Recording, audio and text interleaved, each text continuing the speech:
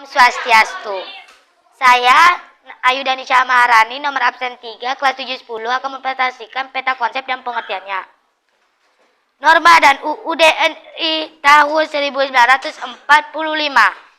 Norma masyarakat, hak dan kewajiban pada norma. Undang-Undang Dasar sebagai dasar hukum tertulis. Perumusan dan pengesahan UUD NRI tahun 1945. Amandemen UUD NRI tahun 1945. Pengertian norma. Norma merupakan aturan untuk menata kehidupan manusia di dalam masyarakat. Menurut Kamus Besar KBBI, norma adalah aturan atau ketentuan yang mengikat warga kelompok dalam masyarakat. Nilai penting norma. Norma dibuat dengan tujuan untuk menciptakan ketertiban dalam kehidupan masyarakat. Menurut ahli ilmu sosial Suejarno Soekanto, pembuatan norma adalah agar hubungan di dalam suatu masyarakat dapat berjalan seperti yang diharapkan.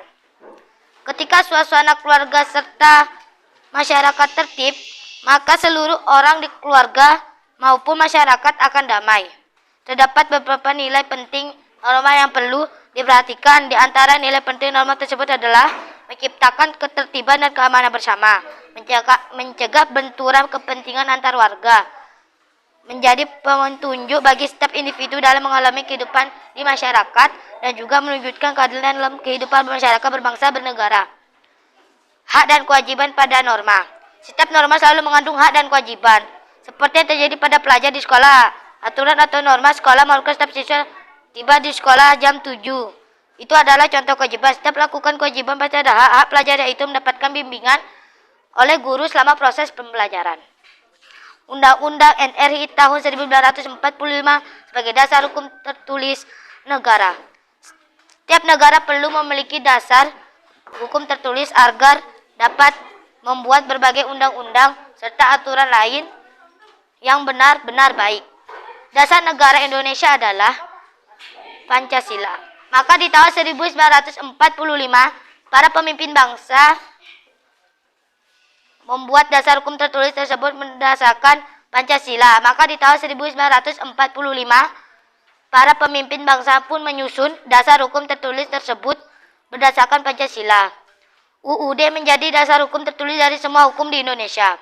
Perumusan dan pengesahan UUD NRI tahun 1945. Perumusan UUD NRI tahun 1945, sidang pertama PPUPK itu berhasil melahirkan Pancasila sebagai dasar negara pada tanggal 1 Juni 1945. Sila sebagai dasar negara pada tanggal 1 kalau negara Indonesia diibaratkan rumah Pancasila adalah pondasinya. BPUPKI lalu menugasi panitia 9 untuk menyusun sila-sila Pancasila.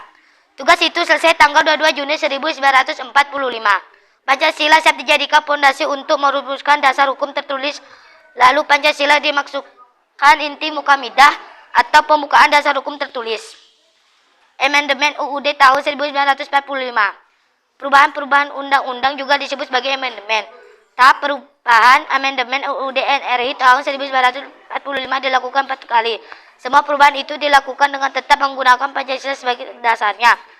Amandemen UUD NRI tahun 1945 menghasilkan beberapa perubahan. Contoh amandemen keempat UUD NRI tahun 1945 menyangkut masalah pendidikan. Pemerintah diwajibkan untuk menyediakan anggaran paling sedikit harus 20% dari anggaran negara. Hal ini dimaksudkan untuk meningkatkan kualitas dan juga pendidikan masyarakat. Itu sekian presentasi saya. Maafkan bila ada salah kata. Parame, Santi Om, Santi.